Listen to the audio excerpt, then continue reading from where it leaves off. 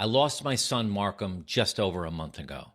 And the hardest part wasn't saying goodbye because I had plenty of time to do that. The hardest part has been me trying to manage my grief along with the grief of everyone else around me because everyone handles grief differently. And it was a recent study I found in Norway that found that when a couple loses a child, the chance of divorce increases dramatically. So I'm paying special attention to my relationship with Jody right now.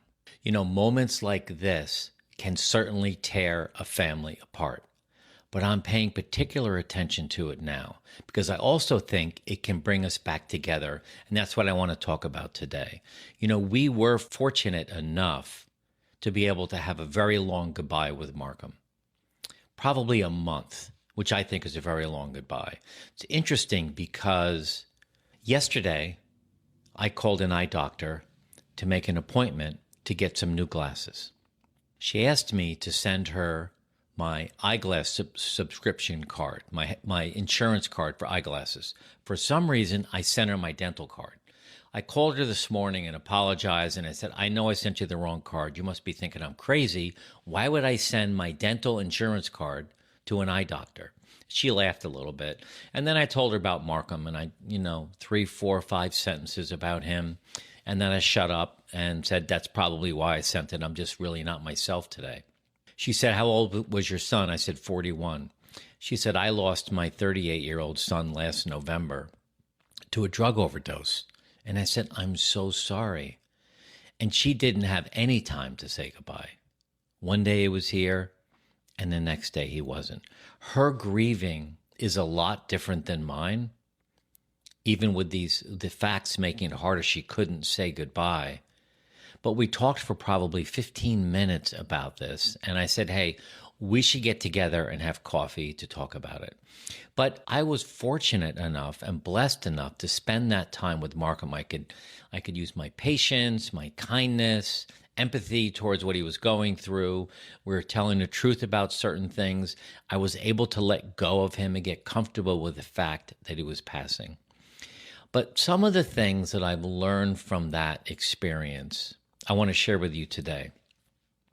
The first thing is, we live as if we have unlimited tomorrows, and we don't. That became so obvious to me, and now I'm living my life differently. Tomorrow is not promised. I've always heard that, and you always had books you could read and everything else, but until it happens to you, it's kind of like, well, yeah, tomorrow will come. And I have this mantra about living physically independent at the age of 90. I'm 69. I'll be 70 next April. I don't know if I'll make it to 70. I think I will. Pray that I will. I believe that I will. So I'm living life as if I will. But we don't have unlimited tomorrow. So what does that mean? Well, sometimes we delay important conversations. Sometimes we delay important trips we want to take. Sometimes we postpone decisions. Sometimes we assume there'll be another chance to do something that I want to do. And I think that it's important to understand that that might not be the case. So we need to live in the moment with intention. Another thing that I learned at the age of 69, losing my son Markham, is being a parent doesn't mean I'm in control.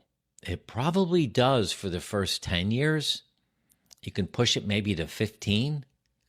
But Markham was 38 when he was diagnosed, and he and his wife, Jennifer, made all the health decisions. It was their right to do that. I had no right to tell them what I thought they should do. If they asked me a question, I give them feedback, but I'm not in control. They were in control, the doctors were in control, and God was in control.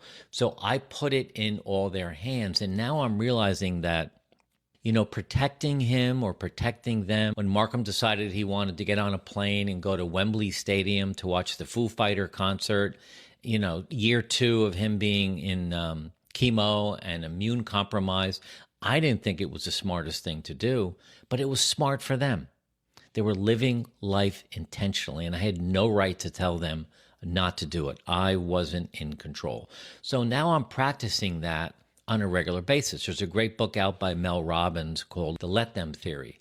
And I read that when it first came out, maybe a year ago, And it's a great book on getting comfortable, letting people do what they want to do, and just trusting it's going to be okay.